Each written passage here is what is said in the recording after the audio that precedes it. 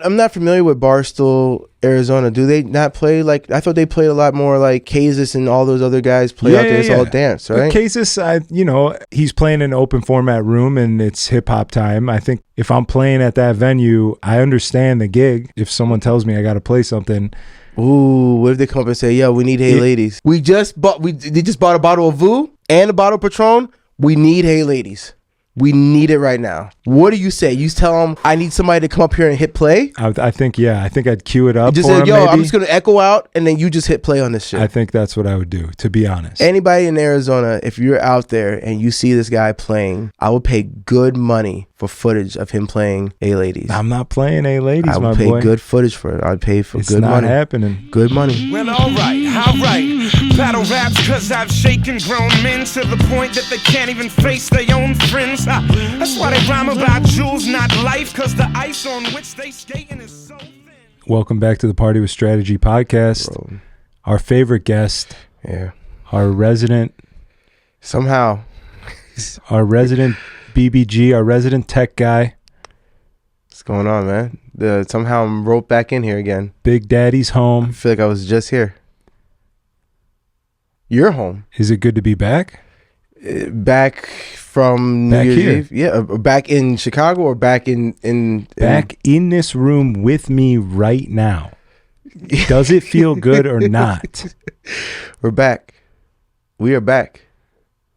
This is going to be a fun episode. We're back. I can already tell. The last time I saw you, we were in Mexico. You were the most giddy that I've ever seen you. You had a childlike wonder. You had a glow. You were ecstatic. You're jumping the shark here, so you're jumping the shark. We'll tell him what happened, but I want to lure him in. I want to lure him in and let him know that. Is that how you lure? You just start with the end of the story or the middle of it? Yeah. Have you never seen a Mr. Beast YouTube video, how he got so famous by giving you a little hook at the beginning? I'll be honest with you. I really don't watch Mr. Beast videos. I know he's super famous, maybe for like white people, but I don't know. I just never really paid attention. Don't put that on us. Don't put that on us. Do you think black people are watching Mr. Beast and just like buying Feastables? I think... First of all, last time you came over here with a Feastable. It was on sale. And you're as black as it gets. It was on sale. Well, not as black as Shadow. It was on sale. Yeah, it's true. It was on sale at 7-Eleven. Shout out to 7-Eleven. Yeah. But no, I don't really watch Mr. Beast videos. So sure. Let's start with the middle of the story. So all I'm saying is it's good to see you. And the last time I saw you, I saw a part of you that I've never seen before. I was on a jet ski. Right. So yeah, it's going to be a different excitement than being in here. So yes, it's just a little different. You see me on a jet ski, I'm excited, and I'm in here. I'm happy. I'm just not jet ski excited. You're right. There's not jet ski levels of excitement down here in this basement. All right, so we agree. The jet ski was exhilarating. It was something. It was something else. Yeah, and so when do we go back to the beginning and tell everybody how we even ended up on a jet ski?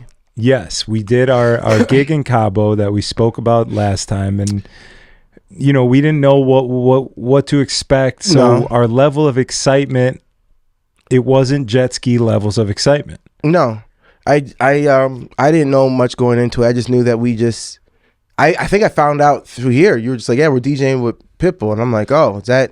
Well, yeah. That was a here. Like when they found out, I found out, which is kind of crazy. That's not true, but I'll do it for the plot. 100% true. Though. I'll stick with it for the plot. Okay, that was 100% true. So I didn't really know too much going into it, other than like, buy your ticket for Cabo.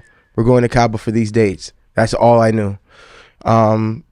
But I will say, it was nice not to know anything because I didn't have to feel like the need to post anything or brag to anybody. I just felt like I just went and just did the gig, which was nice. I didn't have to make any fucking New Year's Eve post or catch me DJing with Pitbull or put up a picture of me with his song playing in the background. Bringing the New Year. You taking shots at me right now? Did you do that? You didn't do that. I didn't post. You didn't do I didn't that. post No, a promo. There's no way you did that. No. If you did, I didn't know. I didn't post a promo up for the gig with a song The only thing I posted was the clip of us. That was it. No, I posted a picture of me and Aaron on the boat the next day, and I used a Pitbull and White Shadow song. So I'm talking about going into it. You posted it after at it, right? Yeah. Okay, that's a little different. All right. I just felt like you were coming at me for a second. I'm talking about the pro. I didn't know you did that. That's kind of crazy. I just had to make sure. What Pitbull song was it? I Feel Good. Him and White Shadow. That's strong. Yeah, okay. I was feeling good. We all were played on the boat. Let me listen. Just bookmark. Well, it's not a boat. He played on the yacht. There you go. Bookmark White Shadow's playlist on the yacht, and then continue with your story. Yeah. So I mean, I just didn't know really much. I didn't feel the need to have to. People were like, "What are you doing for New Year's?" I was like, "It was nice not to really know anything. I'm doing something cool. I don't know." And then when you get there, it's just like everything just goes so well. I mean, socks blown off. I mean, I can't really. It went so well that I have like survivor's remorse almost. You know what the fuck does that even mean? You know what survivor's remorse is? I know what survivor's guilt is. Remorse, same thing. Survivor's remorse. Guilt is another word for remorse. You know, kind of the same thing.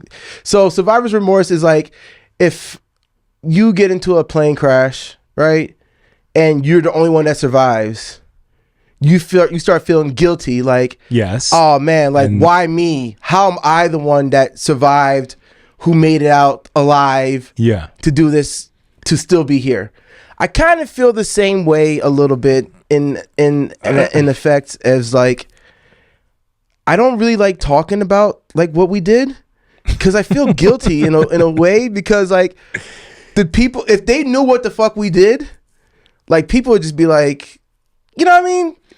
I think what you're trying to say is that you have imposter syndrome, not survivor's guilt. If saying you have survivor's guilt would mean that somebody died. Survivor's remorse. Saying you have survivor's remorse would mean that on the night of the incredible gig, somebody else did a shittier gig and had to play A-Ladies, and now I'm doing this cool thing, and that's why I kind of feel bad because I'm like, damn, dog, like, oh man, you're still like, for instance, okay, I don't want to mention any names, but I ran into this guy at Target.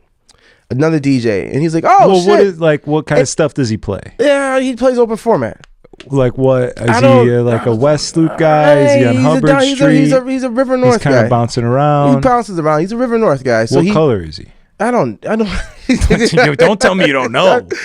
I don't really. Don't tell me you don't know. Ethnicity, like you are blindfolded at Target. Why does that matter? It's not part of the story. The part of the story that's important is he's like, "Yo, what did you do for New Year's?" And I asked him, "How was your New Year's?" I said, "Hey, how's it going? How was your New Year's?" And he goes, "It was good. I played at X club." Yeah. And I said, "Oh man, that's dope." But I mean, it's just the same shit. He's like, "Yeah, it was the same. Whatever. What'd you end up doing?" And that's where the remorse kicks in because it's just like, fuck, dude, do I lie and say like I downplay it? Or do I just say, yo, I just had the most amazing fucking thing happen to me in my DJ career and maybe in my life that you would probably give your left nut to do? What do I say? So that's where the fucking guilt comes in. It's like, damn, I don't want to tell this guy. So I said, I mean, I just did this little thing in Cabo with Pitbull, and you know, he's like, Pitbull? He's like, damn. And so like instantly I can see his face just like change. And like it's just like it's a weird dynamic now. Now it's just like, okay. So I was like, all right, bro, have a good one. He's like, all right, Mr. Cabo. No, and I was like, oh no, Cabo. dog. I'm not that guy. I promise you. I don't like to brag about shit like that. And so, but it's just gonna be weird now. So let's just talk about the whole Cabo experience. And I never want to bring it up again because it's something that like, you know, I talked to Flipside about this. He's like, you should be proud. I mean, he goes, I get where you're coming from, but like, you should don't hide your accomplishments. But I'm just like, yes, true. But, you know, I feel a little guilty, man. Because, you know, I don't know why. I just feel guilty, man. I feel what you're saying. You're making it make sense. But off the bat, generally what you're describing, most people would describe as imposter syndrome. I don't even know what that is. So that means like you're at a place you've made it so far, but you're like you feel like you're an imposter where you're at. You feel like you're doing this gig, you're accomplishing all your goals that you set out to do in your life. You're like making it, but at the same time you're like, how the fuck did I get here? I don't know if I deserve to be here. I feel like an imposter. I guess That's like, is that a new term? I've never heard of that. I mean, I've heard of it used, but I didn't know that's what that was. yeah, I don't know if it's a new term. It's a pretty popular term though, and I think it's a pretty common thing. I share that with you, where I don't like to like brag about shit, and I even sometimes make it seem like it was okay, lesser than it really was. But it was fucking phenomenal. It was fucking sick, bro. It was, yeah, dog. And we should be proud of it, and you should be proud of it, and you should absolutely not feel guilty for being there. Although I get it, like, you know. So you ask somebody how their New Year's was, it's kind of hard to have that convo, because then they're going to reciprocate that question, and then it's either like, do you downplay it, or do you just tell them the truth? Is like, bro, I just, you know, did the fucking sickest shit in my life. What do you expect from me? So how do you answer that? But if that's you, how would you answer it? It definitely depends who it is. I mean, I have a hard time telling people that I'm doing things and accomplishing things when I know that they're like secret haters, you know, because I'm like, I don't even need the satisfaction of telling you. I mean, I'm not giving you ammo. Yeah. But then there's people who like generally are happy for you and who are also doing cool things, who you share that with, and you bond over that, and you like, you know what I'm saying? You definitely earned it, and it feels fucking good. And sometimes you got to be able to just pull your cock out and smack someone in Target. No matter what color they are. I feel like that would be a sex charge, but I mean, I hear you. Your metaphorical penis. Metaphorical penis. Got you. Not the real one. So you want to start with that would be assault. That'd be beyond assault. That would be sexual assault, brother. That'd be a sexual assault. Nah, but I mean, let's just recap it real quick, man. You got there like a day or two before I did, but like, you know, it was nice. I got there. The hotel was what it was. Well, hold on. Let's not mull over that. I mean, if you want to, I had a better situation than you did. The difference between my situation and your situation was that you were astronomical. That's what it was. You were living there for like a week and some change. I was only there for like 3 days, so. You know, I think they sprung the money and paid a little extra for me to kind of probably balance out what they were paying for you or whatever. I don't know the logistics of it, but either way, like I got to go to this this nice resort with the bracelet that gives me all inclusive, and the room was decent. You know, we didn't flood every time we took a shower. You know, the room was nice. It was nice. Then my wife joined me the next day. You know, just a great vibe. You know, I got a vacation wife, which is always better than, you know, work wife. Oh, is this a thing? This is what I have to look forward to is vacation wife? Absolutely, dog. The honeymoon, enjoy it. I hope you enjoyed it, dog. After that, it's like, you know what I'm saying? It's business. It's business. And then when you get on, that's where you got to take those vacations. That's the key. Okay. So anyway, so we had a better experience. I don't want to just mull over what you went through, because you went through absolute living hell for a week and change, dog. It was I felt kind of bad. Well, again, imposter syndrome, I guess. I felt like, you know, I'm talking about imposter. I didn't want to tell you how great of a time I was having here in this fucking room. I didn't even want to walk you back to my spot, because I went to go see your spot, and I was like, yeah, okay, this is where we're at. But I mean, overall though, you know, the first spot wasn't bad for me. And then, you know, I land, I get to eat this dinner on this fantastic looking beach. Everything's paid for, man. It's you know, everything's just going super dope. And then, I mean, I don't know, you want to chime in about your experience at the hotel room? You want to start there, or where do you want to start at? I did get on the Patreon and I said that you went crazy. It would be rude of me to belittle such an act of kindness from someone else. Absolutely. Somebody to book me for an incredible gig and put me up in a place for 7 days, and then for me to turn around and just shit on that place, I think that would be a little rude. So, okay, that's fair. I'm not into being rude. Yeah. Being rude. Is this the same? Is this like a twin? What are you talking about, dog? That's your whole MO. Being rude is not something that I really am drawn to. I will give you the truth, though. What I will do is I won't stray away from the truth. So just with that in mind, we were at the same resort, but one side of the resort is for visiting customers. It's for tourists. It's for people that are coming to the resort on vacation. Yes. And that is where you were staying. That's where I was. And that's nice. They have maids that come and they clean your room, and they replenish your water. Yeah. And they take care of you over I had so many bottles of water, dog. They just kept bringing them in. Like, it was just like, at one point there was like 4 to 6 bottles of water just sitting on my, I'm like, yo, they can stop bringing me waters. This is kind of crazy. Yeah. Well, I'm glad, because you were getting my waters.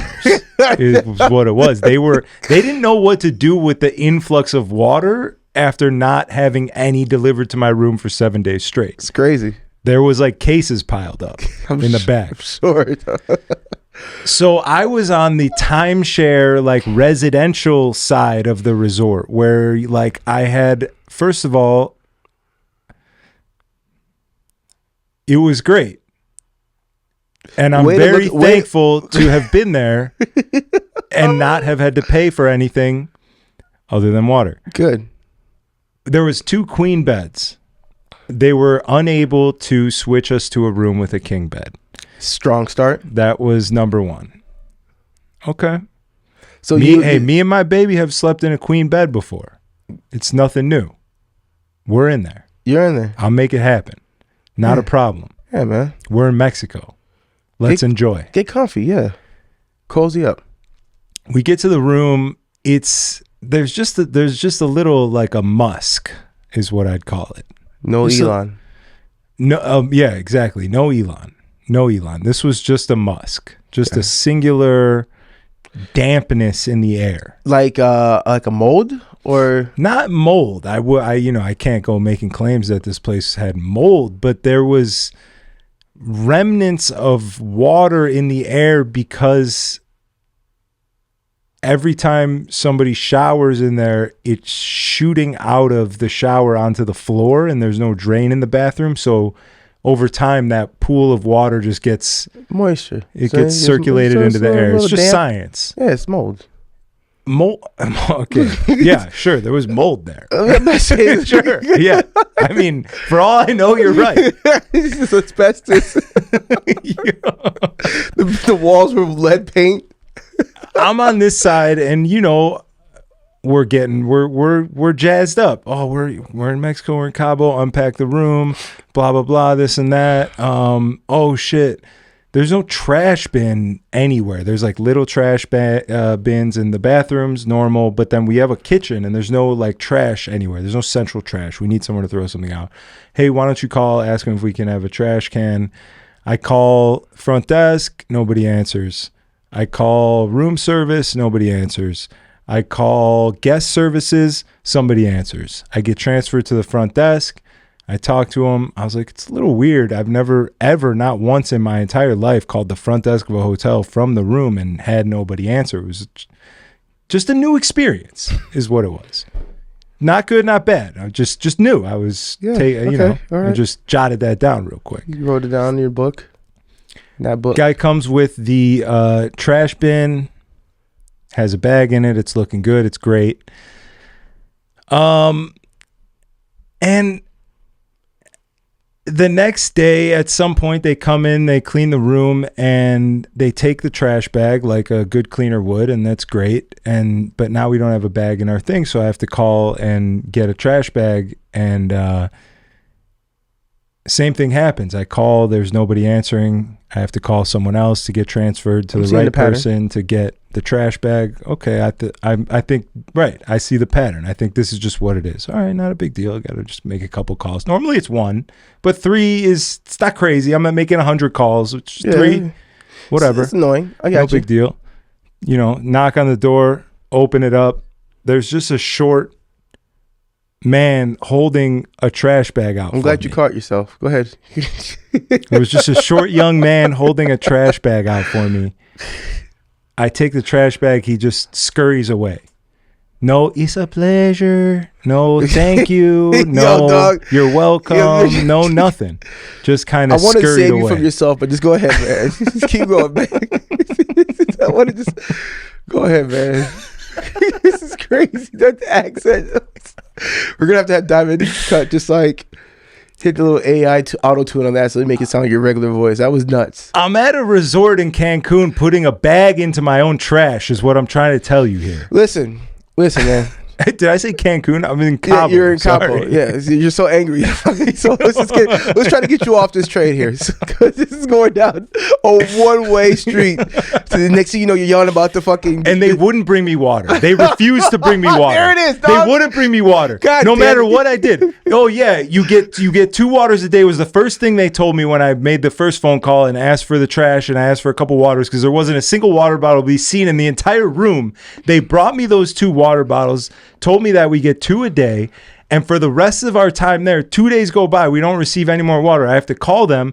I have to try and get a hold of them. They're not picking up. I have to walk to the front desk. I have to look at somebody in the face and tell them they're not bringing me water. I need some water. Can I please have water? And it's like the Chipotle workers, dog. Like when you walk into a resort in Cabo, in Mexico, anywhere, resort, where you're paying money to stay, you walk up to a counter, a motherfucker greets you. They say, hey, how you doing? How can I help you? That's normal. That was happening in your lobby, because later on in this story, I went to your lobby and I felt very well taken care of. In my small residential lobby, they didn't give a fuck. First of all, they barely even speak English, which is fine because I'm in Mexico. So that's fine. Yeah, don't go crazy. But also, everyone in your lobby spoke like very good English, better than me, actually, I'd probably say. So in my lobby, I'm not sure what's going on, but I'm having trouble communicating, and they're not giving me water. And then the guy tells me they don't give you water. We don't give you water. You have to buy water. I said, I'm in Mexico where I can't brush my teeth with your water, and you don't give me 1 water bottle a day at least to brush my teeth? He said, no, we don't give you any water. Which is when I then went over to your lobby and I talked to my boy. Hold on, I got his number. This is crazy. I went over to your lobby. Oh, man, I tried it. I talked to my boy, Calendario. Shouts to Calendario. Got me a whole case of water. A whole case. I walked that bitch back to my room and I was done. That was a win for me. There was a lot of things I was upset about. The water was number one.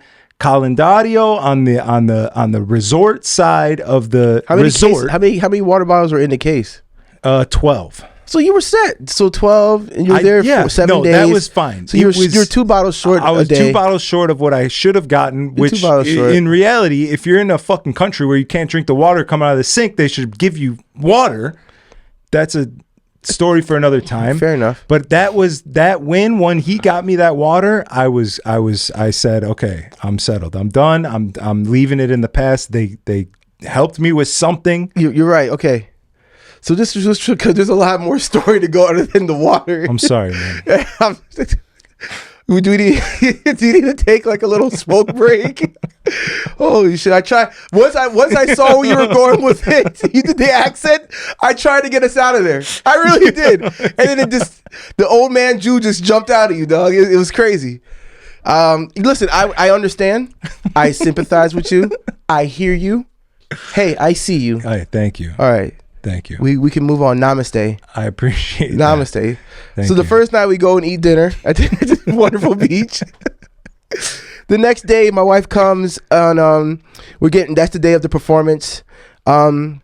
We get to go to White Shadow's his spot and hang out pregame with everybody. That was cool. We got to meet a lot of really dope people, really important people. I think we potentially might have locked something else in. Coming up this summer, we'll see how that pans out. You'll hear more about that. Big things coming, and then we beg Paul, or beg White Shadow for a sound check. To which he said, "You don't really need a sound check. I went down there, plugged my shit in. It's all good." All right, Paul, we'll go ahead. We'll go ahead with this. We'll run it. We go down there to the performance place. It's like a huge, massive stage. The stage is like a Lollapalooza size festival stage. It's really big. Production is like really top notch. It's fucking Pitbull. So I can only imagine what they paid for that whole setup. We got my man DJ Phenom from DJ City. He does more than just DJ City, but you guys might know him from DJ City. He's LA represent, baby. Yeah. And he's the West Coast god right there. He's doing his thing up there. He's playing a bunch of disco stuff, so he kind of setting the vibe, playing some disco house records and stuff like that. And then DJ Laz comes up there. My first time seeing Laz play, legend, of course. And he was real cool. I like Laz's set, real nice. Set it up real nice for everybody. He was nice. His cuts were crispy. His cuts were nice. Everything was flowing. And then they break everything down. You get Pitbull's DJ and band up on stage, and then Pitbull comes out and he performs. My only thing with the Pitbull performance. Oh, here we go. Is I don't know if you noticed this, but at some point they gave the DJ like 10-minute, 5-minute break to just do what he wanted to do. No, they gave Pitbull a break for the DJ. Yeah, sorry. They give Pitbull a break for the DJ to do whatever he needs to do. But as I'm watching, I'm noticing like scratching going on and like his hands aren't really moving. I peeped that. And I was like, motherfucker, dog. Look at this shit. And I don't know if I told you or I told my wife. I was like, he's not even fucking DJing up there. Like, this is crazy.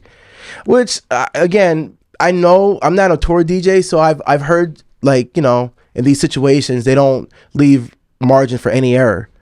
The cuts got to be the same every show. Not everybody can be like you and have the crispiest cuts. So record them once. I'm working. And then that's it. So that was the only thing I noticed with the show. But other than that, I mean, the show was flawless. It was great. It was a tough act to follow. It was a tough act to follow, dog. Yeah, you don't just go on after You don't just go on after Pitbull and just blow the roof off the building. Like, it was a tough act to follow. The roof was already fucking blown off and burnt down. And you know, I had a moment as he does the countdown, which was also nice. Never have to do a fucking countdown. Oh yeah, it was fucking phenomenal. The countdown's happening, and Pitbull's performing. They have these massive 5 minutes worth of fireworks, which I've never seen a firework extravaganza this. Usually it's like 2-3 minutes. It's like a 5-6 minute show. I'm like, fuck, dog, this is crazy. And I'm just like, yo, I'm about to fucking DJ. This is nuts. I'm like looking at Pitbull, looking at you, looking at the fireworks.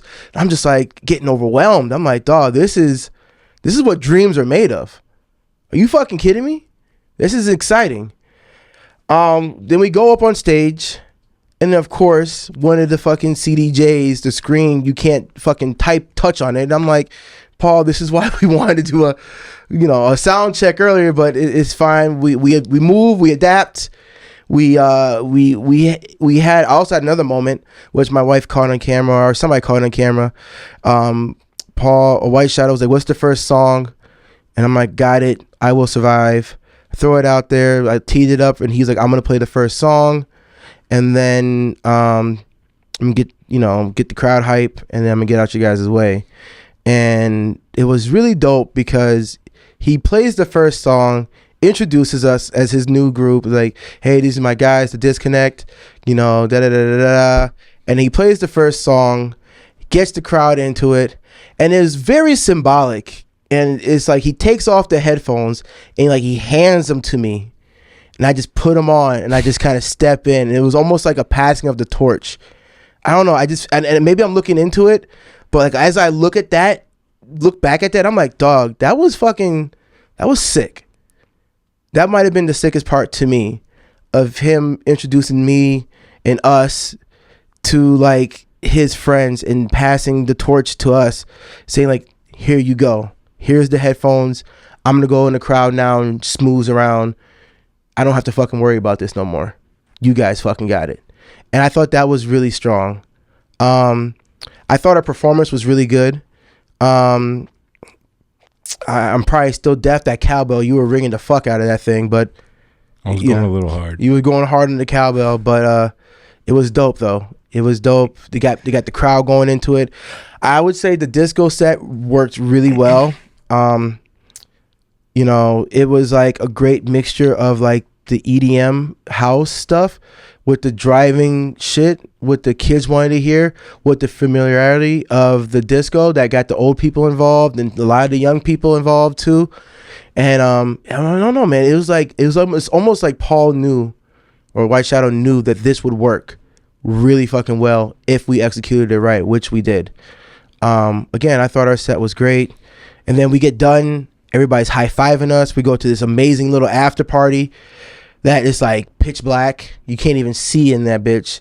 And they're playing nothing but 90s hip-hop and R&B, which was very strong. People are just vibing in there. Cigars, smokes, we're getting high. Mushrooms are flying around. It was dope. It was pretty cool, man. And then we end up partying to like what, 3:30 in the morning? Yeah, I think 3:34. Yeah, and then the next day, you know, we were going on a yacht.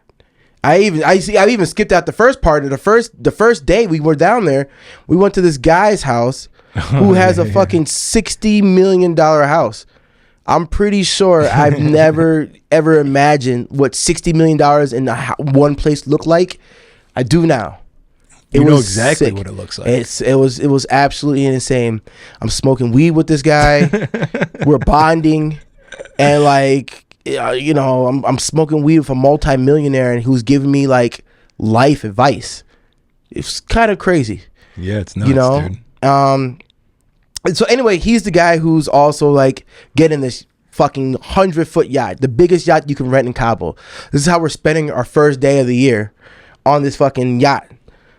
We jump on this yacht, and you guys are trying to get me to do a bunch of white shit, and I'm just like, I'm not jumping in the ocean. I don't know what to tell you guys. First of all, before getting on the yacht, we had to take a dinghy. Oh, I was scared. We had to take a boat to the boat. It wasn't even a dinghy. It was like a boat with holes in it. Bro, it was a paddle boat that this dude, Rocky, yeah. Old fucking Mexican dude, just with these paws, bro, from rowing. Just this motherfucker had total control of this shitty little rundown. There was a hole in the bottom of it boat. They had a little pitcher in there to scoop the water out and throw it out. I was like, brother, I'm not jumping my fat ass in there. What are we doing? I'm not gonna lie, I was shitting myself. I had my backpack. We were supposed to DJ on this yacht. I got my backpack in this fucking little dinghy. It's like tipping around. Rocky's just cruising down to the yacht. He gets us over there. I was on the first trip to the yacht.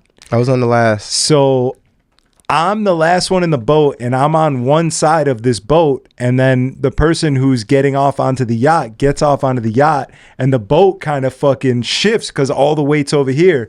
And Rocky had to like slam his foot down on the one end to like even it out, and I scooted over. Like I almost fucking fell in the water, bro. With your laptop. With my laptop. That's scary. I was terrified. That's and then scary. I was like, oh my God, heavy. This is gonna be reckless. This is gonna be reckless for me. It was. I was a little nervous. I sat in the middle of the boat for sure. And then I just see Paul just laughing, smiling, scooping the fucking water. I'm like, I'm just like, dog, bro. I'm terrified of the ocean, man. I have a healthy respect and fear of the ocean. If I can't see the bottom or I can't see where my feet are, I'm good. I'm fucking good. So anyway, I wasn't trying to do too much on the boat. I was just trying to mingle, talk with people, maybe create a vibe, a playlist. I was actually trying to DJ on the boat. Yeah, I would have loved to have been able to DJ on there. Yeah, I'm glad we didn't though, because it was nice to just fucking mingle. And I think that was White Shadow's doing. We suggested we should DJ. He's like, yeah, sure, whatever. Then I think he left the controller on purpose. Like, you guys aren't, fuck out here. You're not going to DJ. He should have just said no, so we didn't bring our laptops. Yeah, but I'll take it. Yeah, whatever. It's just it worked out for the best. It worked out for the best. And his playlist was. It was good. Smacking. Well, I started chiming in on some music, and then people were like, hey, and I was like, okay, not bad. You were throwing in the little Shaka Khan in there, little something, man.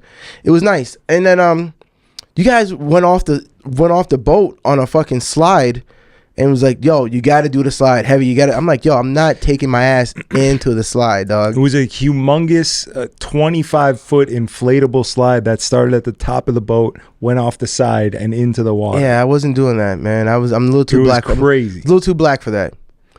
And then you guys jumped into the water and swam to like this little table thing where everybody was just kind of chilling on the table. I'm like, a little too black for that too, man. I don't know what to tell you. I can't see the bottom. I'm not jumping in.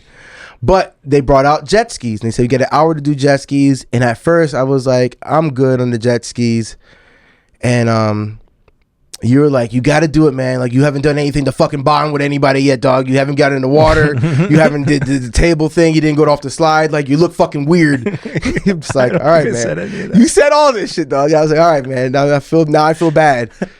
And so then shout out to Max, which is White Shadow's son. He was like, I'll go out there with you, man. So I'm like, all right, guys, I'll go on the jet ski, but you got to bring that jet ski like over here. Like, I don't want to touch the water at all. I'm not dressed for the water. I'm not jumping in the water. I can't swim. Okay? Some stereotypes are true, which I think I can swim a little bit, but I'm not jumping in the ocean, dog. So then they bring the jet ski over. I get on the jet ski. I fucking hit 40 miles an hour, and it was the most exhilarating shit I've ever done in my life, dog. Yeah. I'm like screaming like a bitch, and then I'm like, that scream went from fear to like, oh my God, this is awesome. You know. It was fun. It was exhilarating. It was the coolest shit I think I've ever done. And then, you know, and then we get back, we're eating dinner, they're serving us. Everybody's drinking, people are passing out. People are sleeping in the sun. I'm sitting with my wife, we're just having a good time. My wife is talking to another person who's a doctor, and like she's making like connections there who she might be able to level up her job because through this thing, and that would be like the most awesomest shit ever if, you know, somehow this trip she's able to achieve, because it's a dream job for her to achieve this dream job through this doctor who she met on the boat because of me. It's like we're both achieving something together, if that makes sense. So that was dope. I was really excited to see that. She ended up getting his number and whatnot. And then, I don't know, man, we went whale watching. It's like this whole trip, man, and the whole theme of the trip, every time something cool happened, I was like, that was pretty fucking cool. I don't know how we're going to top that. Like, going to this millionaire house was like pretty cool. How are we going to top that? Then we had the fucking Pitbull performance. That was pretty cool. How are we going to top that? Then we go on this fucking yacht. That was cool. How am I going to top getting on the yacht? Then we go fucking, you know, jet skiing. That was cool. How are we going to top that? Fucking whale watching. Oh my God. I get to see a whale? Like right there? How are we going to top that? And I'm watching like the most beautiful sunset on the first day of the new year, just like with my legs folded Indian style, just watching this beautiful sunset with like all these people. And it was just, I don't know, man. Every time something happened, I was like, that was fucking cool. How is this going to get topped? You know, every time I kept thinking like, oh, we've hit the zenith. I had no clue what the zenith was, dog. We just kept going higher and higher. It was to the point, and I'll jump forward in the story because I'm being long-winded, but I'll jump forward. It was to the point where I was in the car heading home to the airport with my wife, and I'm looking out the window, and I'm like starting to get a little emotional because I'm like, I haven't had time to really process what the fuck happened in the last 72 hours. It's like I hit the ground on Cabo and just went right into work, going through music with you, doing this, getting ready for the show, going to this person's house, going over here, eating dinner, getting ready. Like, there was no time for me to really chill and really take it all in. And so as I'm like driving, as we're driving, I'm looking out the window, just taking it all in. I start like getting a little teary-eyed because I'm like, dog, that was fucking insane. I'm just like, dog, that was the craziest shit I've ever did in my life. Like, what the fuck is happening right now?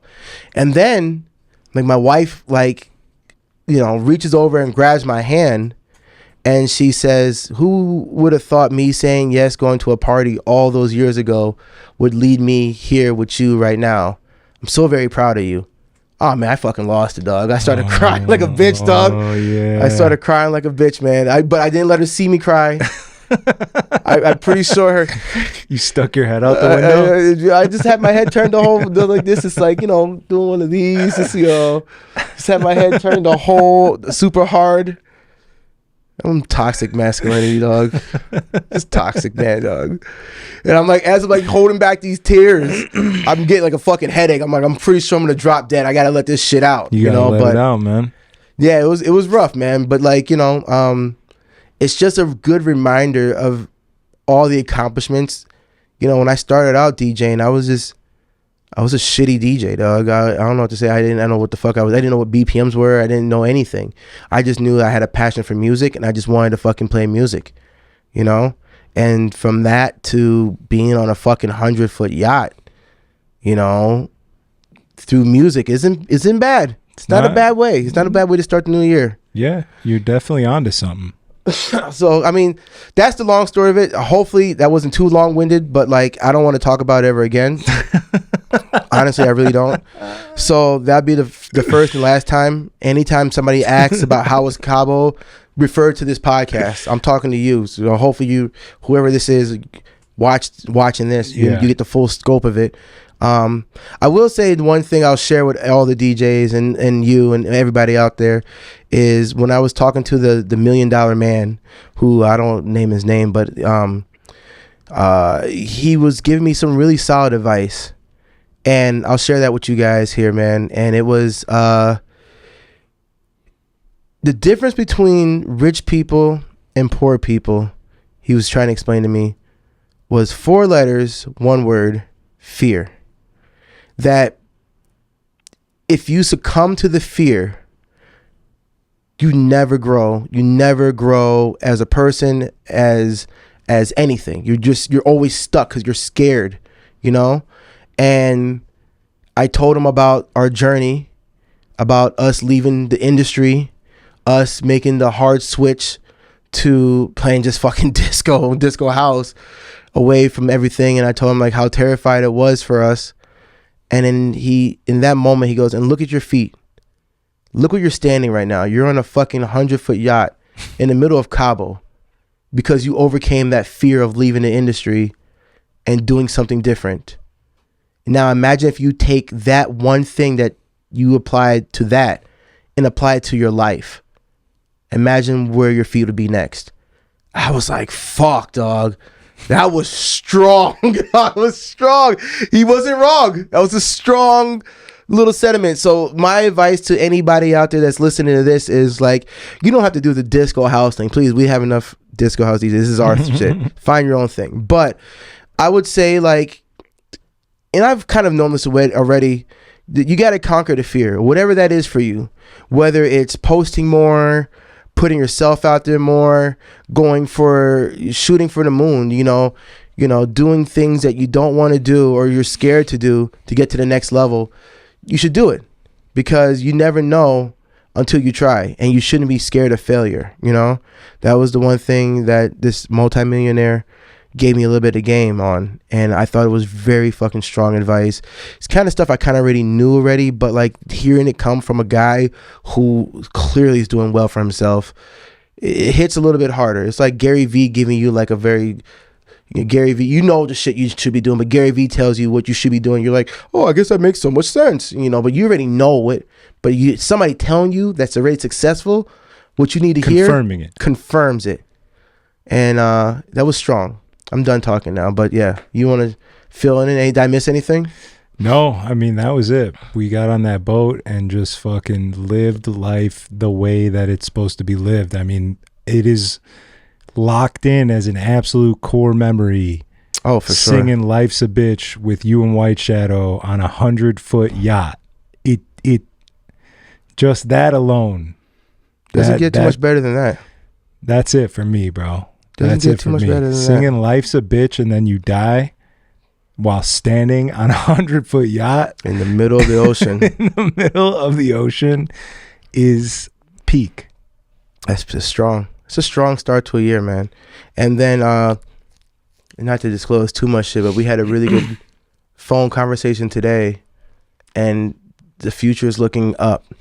Yeah, the future is looking up, and we're doing it. All those shitty, days and nights and feeling like, what the fuck am I doing? Is this the right thing? I'm uncomfortable. All that shit is starting to pay off a little bit. And a little bit. Reminds me that that's where we need to be. That uncomfort. Yeah, that not knowing. And not knowing, man. And that's kind of the fear. And this multimillionaire guy told me 10 months ago he broke his back. skiing. Said the ski snapped up and he broke his back and his neck. Showed me the scar in his neck. He got a little surgery and it went through his, his neck and fixed his back for him. And then he told me next week or a week or two, he's like, I'm going to Japan to go skiing again. And I said, you're going skiing again? And he goes, yeah, man, you think I'm going to let a little bit of fear? He goes, I'm scared because that could happen again. I don't want to fucking break my fucking neck and back. That was the worst. But do I let that fear stop the one thing I love doing most in this world?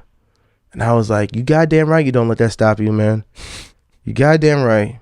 So, that's hopefully those words hit somebody at home or one of these DJs or whoever watches this shit, and just hopefully that resonates with you in your life somehow, and you can take a little bit of my knowledge and what I learned and pass it on, apply it to your life. And I want everybody to level up. It's not real shit. Not everybody. There's a few people that can stay where they're at. But yeah, it's real shit. I mean, doing the comfort is a killer. Comfort is a killer. Doing the thing that makes you scared is always the thing that you should be doing. I moved to Chicago not knowing a single fucking person. Was terrified. I stopped doing the one genre that I was good at, which was hip hop, to do EDM and house. I was terrified. That was I stopped using my laptop this past year. I was terrified. But all these things made me grow as a DJ and a better person. And like I said, my feet were on a 100-foot yacht. So far the choices I made has suited me pretty decently. Yeah. Thus far. Yeah. That fear of not being able to play ladies.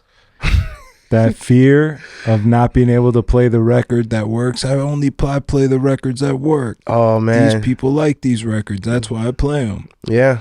Because you're scared to try something else? Yeah. Listen, dog, don't piss anybody else off. I'm just saying, bro. Because Diamond Club will clip that up, and then next thing you know, I'm fucking fighting for my life in the comment section, trying to dispute with people talking shit to me on the internet that act like they know my life.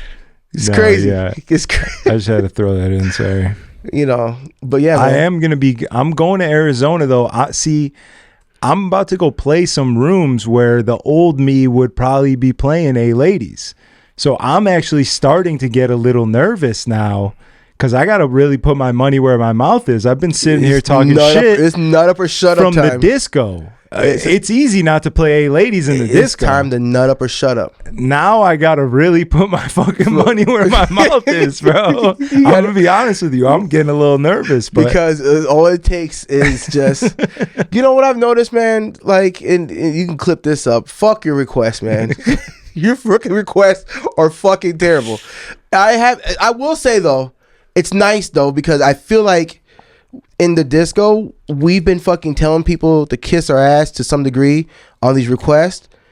And this past weekend, I've gotten like maybe 4 requests. 3 of them were disco. Bangers too. It was like Robin Dancing on My Own, which I had a fucking fire remix to. It was some other 2 songs that were like some throwback shit. And I was just like, they're starting to catch on. I think I saw one Bad Bunny in the back in the club. I'm like, yo, go fuck yourself, man. I'm not playing it. You called ICE? What's that? What? Oh, shit. Sorry. But yeah, man. So long story less long, man. You got to put up or shut up, man. I'm excited to see how that goes because the internet's watching now. I'm excited too. I'm excited. Are you going to be playing mostly disco out there? Or are you going to be, what's your game plan? What's your strategy? Mostly house, but leaning disco for sure. I'm really excited. So like, I'm just excited to take my crates. Like, it reminds me of the first time I played at John Boy and like did well. And what I really prepped for that. Like, that was new to me, playing a bunch of disco shit, a bunch of dance shit, a bunch of fucking white girl shit. Like, I was coming straight from Houston playing fucking absolute hood ass hip hop for 3 years. We all know how you love hip hop. I saw that clip. And black people. I love hip hop and black people. That's crazy. It's the truth. I hear you. Come on, dog. What do you want from me? You want the cosign? Tell him. Fucking tell him, Heavy. What do you want me to tell you? The Black Caucus has spoken. I'm not even supposed to be up here right now, dog. It's crazy. So, yeah, it was like the first time I played John Boy and did well. And I was like, oh, shit, I have a whole new crate to like show people. I have this whole new thing that I can do now. I want to go fucking show people. Are you gonna be playing disco house or less like straight disco, or are you just gonna be playing more? I think it depends on the spot. What spots are you booking out there? Obviously, Almost Famous. I guess your guy. Almost Famous. I'm definitely. So we're doing it twice. Like I'm doing it just as strategy on the 23rd when I get there, and then we're doing it again for Waste Management Weekend as the Disconnect. So obviously that's gonna be disco. So Were you supposed to announce that already? You just put it out there now, so I mean it's out there in the ecosystem.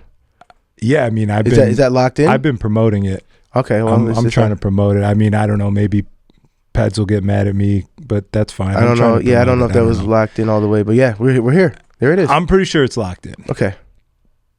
It's signed the contract. Yeah, it's in. Maybe the date will change for the best, but either way, I think it's locked in. Thank you guys for watching. Real quick, I got some Arizona dates locked in. If you're going to be in AZ, January, February, come check me out. January 23rd, I'll be at Almost Famous. 24th, I'll be at Barstool. Sunday the 25th, I'll be at Montauk. The 30th, I'll be at Kill Club. On the 31st, I'm actually coming back to Chicago. I'm doing the Wonder Museum event and then Celeste at night. February 2nd, Arizona at the Beverly. February 5th, Waste Management Weekend. The Disconnect takes over Almost Famous. That's going to be absolutely bananas. February 7th, I'll be at Estelle. On the 8th, back at the Beverly. And then the 14th, I'm doing Blue Martini. Let's go, champ. Come check me out if you're around. I'll see you next time. Thanks for watching. Back to the show. Almost Famous. So that's going to be house dance. Like I'm so looking forward to that. It was so much fun the last time I went there and played. That was like Protege is a resident out there. Is he a resident? Yeah, he goes out there like I want to say like once a month or something like that. You know, him and Ben go. Yeah. Eons back. Yeah. So. Yeah, it's the best spot in Arizona. It's the fucking shit. Yeah. It's awesome, bro. It's so sick. It's more of like a venue than it is like a club. Like you're DJing, when you say venue, right in front of you. When you say venue, like a restaurant venue, or no, you mean like a show venue. Like places like where a Prism. Yeah, like a Prism. Yeah, I guess. Yeah, Prism's like, more of a venue than it is a club these days. I would say like a traditional like bottle service club. Yeah, Prism's like a venue. Yeah, it's like that. It's dope. Okay. I'm doing Barstool. So I'm going to have to really read the room in there, see what's going on. Fucking, I got to get a big room set. When's the last time you prepped the open format set? Like, how's your open format crate? Because I'll tell you right now, my shit is dog shit. Like, I hear, like, all the new hip-hop, and I'm like, I don't even know who this is. Like, you hear Wham Whammy? Wham Whammy! I heard that somebody playing that. I'm like, yo, what is this? Is this what you guys are playing in the clubs nowadays? Like, what? Go back to playing No Hands, man. Fuck it. I get it. I walk all it back. Go back to playing fucking Meek Mill. If you got to play Wham Whammy, like Jesus Christ. I don't know that I'm going to be doing much digging into the hip hop shit. I mean, I'll take a look for sure, but like, I don't plan on playing hip hop because I'm just like new hip hop at least, like some shit like that I don't even know what the fuck it is. I'm really trying to continue doing what we're doing because like we just said, like it's working. You know what I'm saying? If you want my advice, which you could take it or not, you should 100% go into your spots as a house act. I'm not saying disco house, but a house act nonetheless. Like there's like Dombresky and there's Disco Dom. Exactly. You know what I'm saying? Yeah, I mean, like Disco Dombresky can play in the room and he's not playing hip hop. He's not playing Wham Whammy. Yeah. You know? I'm really trying, like my goal is, as long as I'm not up there just fucking absolutely bombing, because then I'm gonna have to switch it up. But my goal is to go in and do what we've been doing, what I've been doing. I'm not familiar with Barstool, Arizona. Do they not play like, I thought they played a lot more like dance, you should like Kasis and all those other guys play out there. It's all dance, right? Kasis, if he's playing an open format room and it's hip hop time, I think he's still playing at venues where sometimes they're like, hey, we need some hip hop. We got someone trying to spend some money. Like, I think that's happening at Barstool, you know? Yeah, I don't know. So you got to be ready for that. Yeah, I mean, at the end of the day, if I'm playing at that venue, I understand the gig. I know what it is. I've been doing it for years. If someone tells me I got to play something, ooh, what if they come up and say, yo, we need Hey Ladies? If they're, what do you say? Bottles coming out? That one, Bottles is coming out. We need the fucking song. Hey Ladies, they just bought a bottle of Vu and a bottle of Patron. We need Hey Ladies. We need it right now. What do you say? You tell them, I need somebody to come up here and hit play. I think I'd cue it up. Just for say, him, yo, maybe. I'm just gonna echo out, and then you just hit play on this shit. I think that's what I would do, to be honest, just to keep the streak going. I mean, you gotta stand up there and you gotta mix out of it. It gets kind of tricky, man. It gets tricky. I would dead stop it. I would break stop it, and then just start the next record. I would go right into the Buko break of In the Club. Anybody in Arizona, if you're out there and you see this guy playing, I would pay good money for footage of him playing A Ladies. I'm not playing A Ladies, my boy. I would pay good footage for it. I'd pay for good money. It's not happening. Good money. It's not happening. I have full confidence that I can go and do all of these gigs and feel really fucking good about it. I'm so excited to go. Good. It feels so good. It felt so good last year.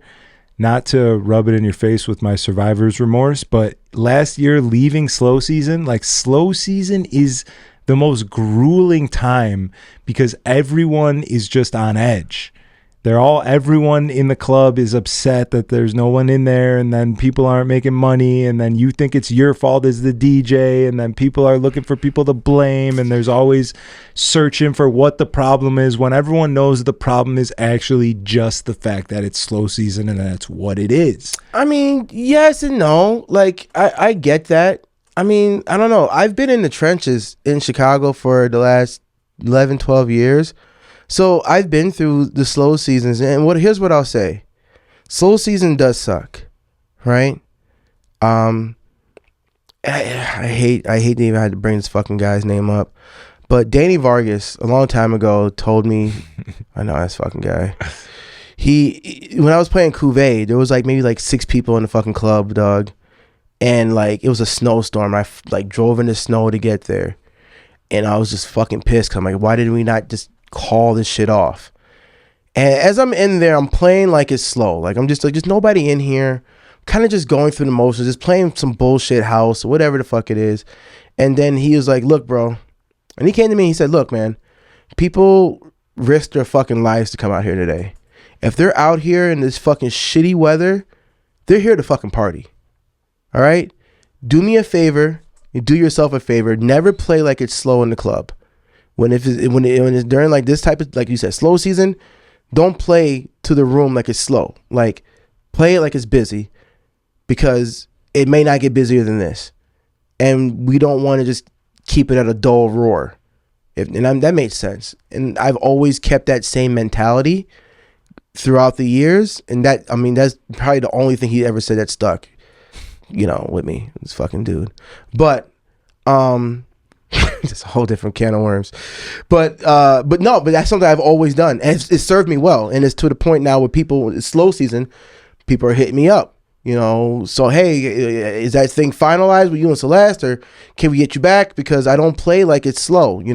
I know how to play during slow season. It's a different type of set for sure. It's always harder. It's the worst, because it's I had to try hard.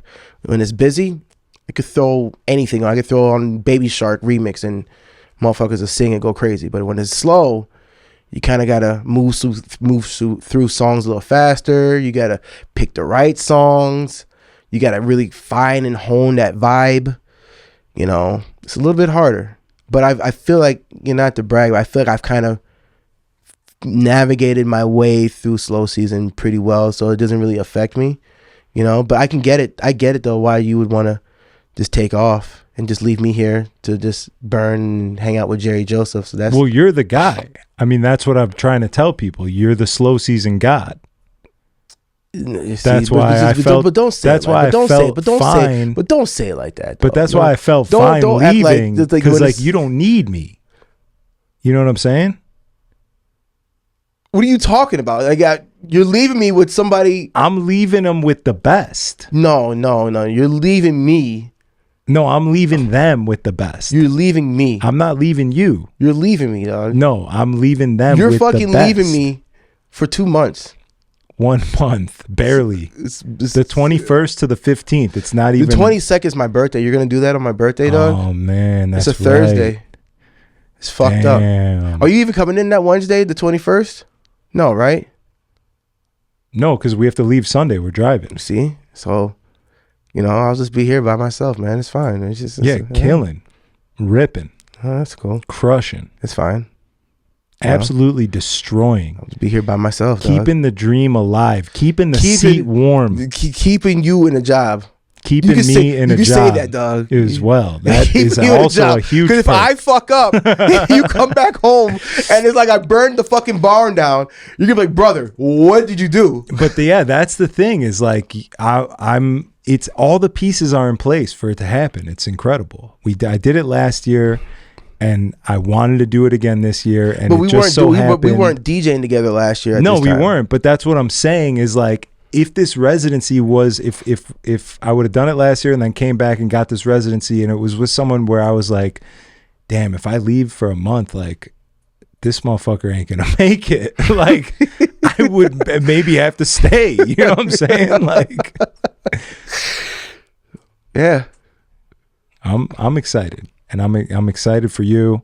Yeah. You were always telling me you didn't want to open anymore. You wasted I never talents. Said that, You're like, my talents being wasted here. Just opening. So I decided to make some room for you on the closing shifts. That's crazy. I'm just trying to keep everyone happy. First off, dog, don't lie. Like I told you, I took a step back. I'm Mr. Headliner, dog. I'm the guy that walks in at 11:59 when I'm supposed to play at midnight. Is that where Jerry Joseph got it from? I don't know. Is that where he got it from? I don't know what's up with that kid, man. That's where he got it from? I didn't teach him that shit, dog. No. Paul fucking walks in at 12:01 like he's big shit. I'm like, all right, dog, you got it. All right, man. You got it, big dog. What the fuck? It's crazy. You ain't gonna hang with me for 1 minute? Okay, I'm out. Dip. So I mean, I get it, man. Hey, he big time me. He's big timing. He's big time now. He's big time, man. He's fucking getting over.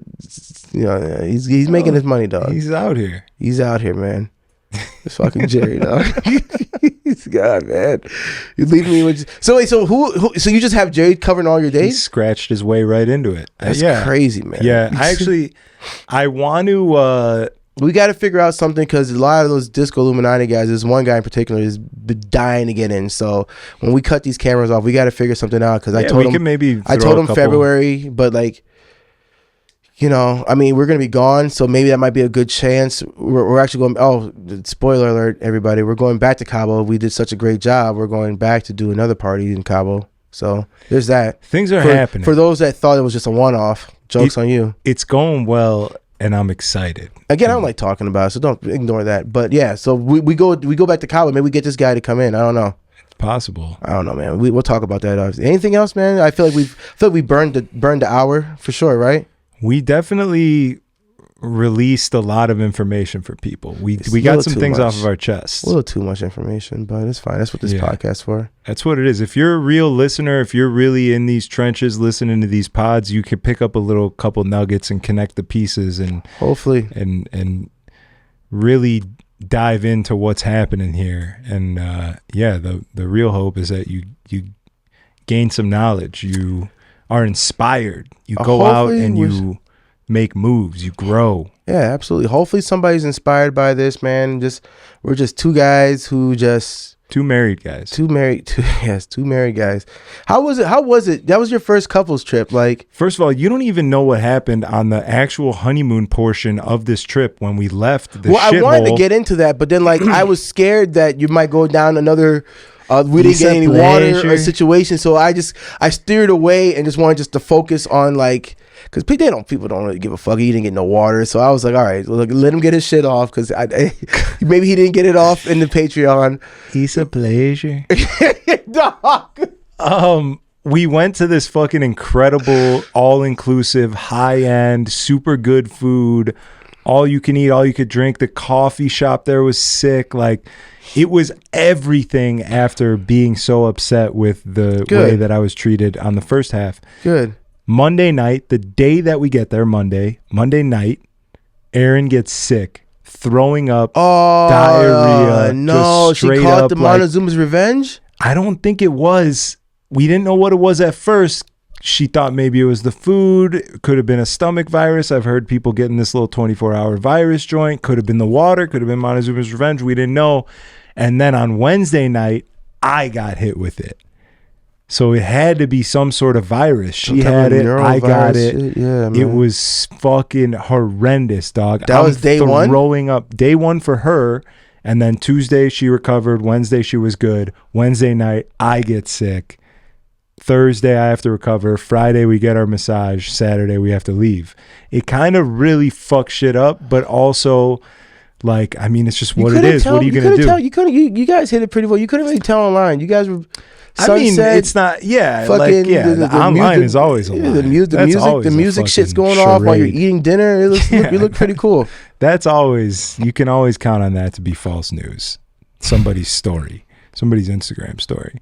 But yeah, it was bad. That sucks, man. I've never had stomach cramps like that. Like, I've had food poisoning before. I've eaten something that didn't agree with me. I'm throwing up. I'm on the floor sick. I'm shitting, puking into the trash, doing the whole thing.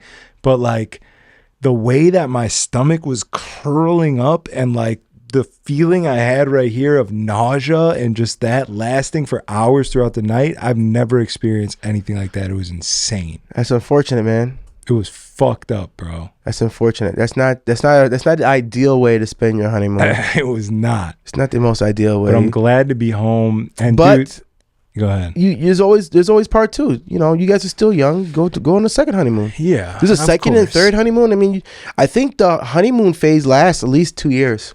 Well, the honeymoon phase is like when you first get together. Yeah, no, that too. But it actually refers to after you're married. There's a period of time after you're married when you can be still considered newlyweds. Okay.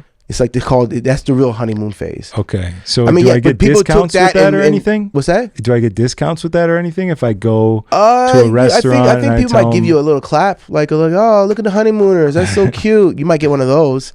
You know, we did get some honeymooners, some honeymooners robes from the resort. Yeah. And like then if you go out next year and say it's our honeymoon, we got married last year, nobody's gonna fucking fact check it. You can still run that for like 2 years. 2 years. All right, I'm running it for 2 years. So just plan next year to go somewhere nice, and do over.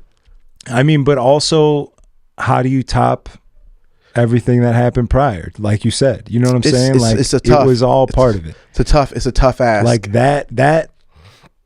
that experience on that yacht, that was part of our honeymoon. Like, that was fucking sick. It's a tough ask. You know what I'm saying? It's a tough ask to try to top that. I'm not gonna lie. Shitting in the toilet and throwing up on the walls, not my favorite part. Well, there was some splash. Oh, Zach. There was some dog. Oh man, puking is something else, bro. Yeah. Puking is different. Like? Yeah, it's not fun. It's crazy. It's not. You never threw it before? Of course I have, but it happens very rarely for me. I feel like the last time I threw up was at least 5-6 years ago. The last time I threw up, I was in Cleveland. I did Forward. I got so drunk. I should tell the story. I got so drunk.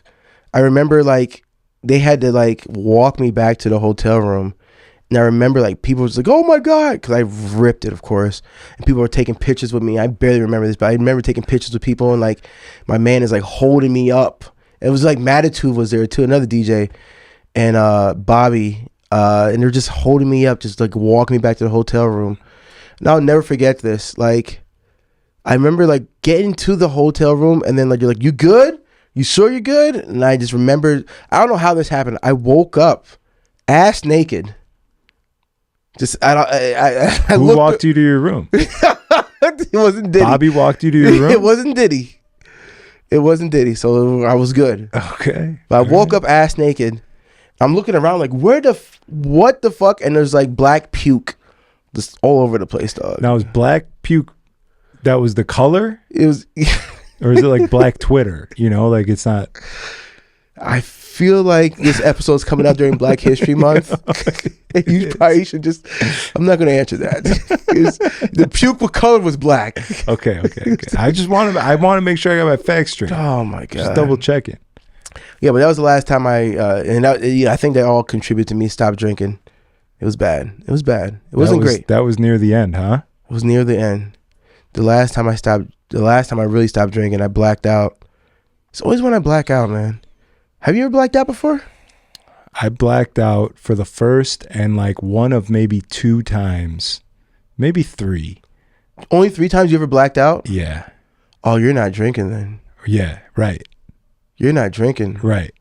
Like brother. Yeah. Brother, I've had stories, dog. That's the scariest shit. Yeah, it's terrifying. It's fucking... To wake up in your bed and be like, where am I? What happened? Oh, it's crazy. Yeah. Yeah, that's not good. Listen, I'm not want to claim anything. There's times I've gotten home and I'm like, I don't know how the fuck I've gotten home. Yeah. So it's not great. Yeah. And brownout for sure. Brownout, where there's like little portions of the night. A brownout. Instead of a blackout? Because a blackout's like straight up, you do not remember what you did. But a brownout is like, oh yeah, I did do that. It's like fuzzy in your memory and you're like, oh yeah, I don't know if you're being doing that racist or this is a real term. Can I Google real. This? Yeah. Can I Google brownout? A brownout, a brownout's a real thing. It's like when the electricity is low and like only half your lights work. Instead of like a blackout, I feel like I'm gonna Google that and I'm gonna see like a video of 2 girls, 1 cup, like a brown coming out of an asshole kind of thing. I feel like that's what I'm gonna see when I'm Google this. I'm gonna look into this. I've never heard of brownout before. I don't know if you're being racist or what about like an Indian guy going down like a Mario tunnel where he's like, I'm out, and it's a brownout. You know. Thank you guys for tuning into this episode of Party with Strategy Podcast. This has been great. Make sure you like and subscribe all algorithm activating activities. Like the video, drop a comment, subscribe to the channel, help the kid out, and let us know what your favorite part of the story was. And let us know if anything applies to you or if we're just full of shit. Yeah, also, let us know if you're staying in Mexico, if you think you should get bottles of water provided to you on account of the fact that you can't drink the water. Well, you drank something because it fucks you up. Yeah. We'll see you next time. Thank you. Cheers. Peace. Well, all right. Battle raps cause I've shaken grown men to the point that they can't even face their own friends. That's why they rhyme about jewels, not life, cause the ice on which they skating is so thin. That's what I love about the human soul. It'll usually show when the truth ain't told.